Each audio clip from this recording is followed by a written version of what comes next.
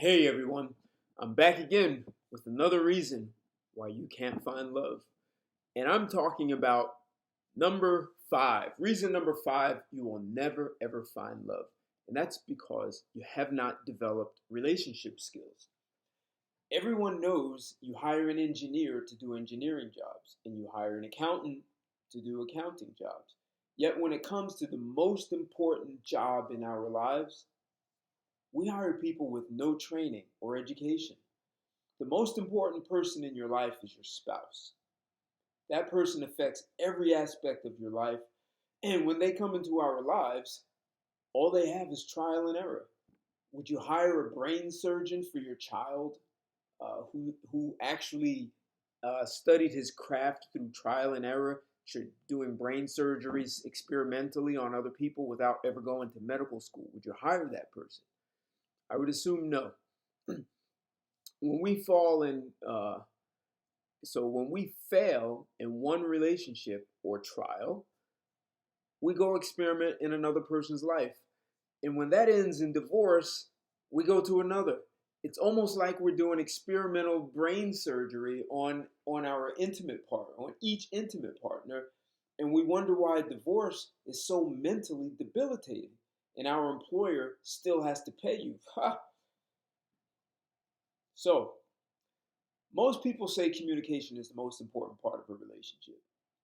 Inside of communication, listening is most important. And within a relationship, there's going to be misunderstandings, disagreements, and the question becomes, how do you handle conflict? If you're unable to handle conflict, all relationships are going to be difficult for you. What things do you do to enrich your significant other's life? Do you know how to develop intimacy? Or do you believe that's the other person's job? Like that's the man's job to be romantic and develop intimacy? Can you talk about anything? Or can you only discuss the things that so-called make you happy or comfortable? Do you know how to negotiate?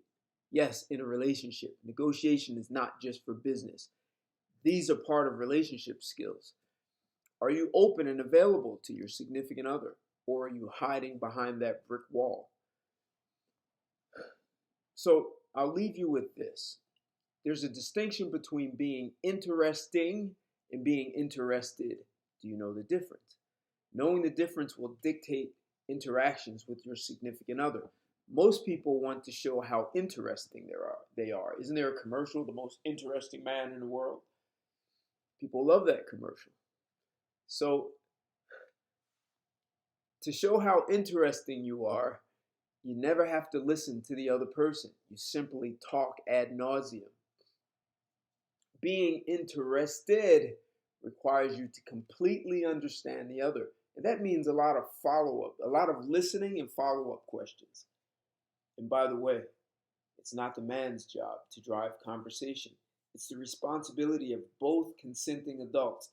So for the women who believe it's their job to just sit there and let the man speak, you're showing relationship incompetence. Don't complain when you're not treated like an adult. It takes two to make things work.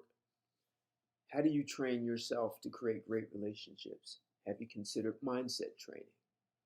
I'll be back tomorrow with number 6.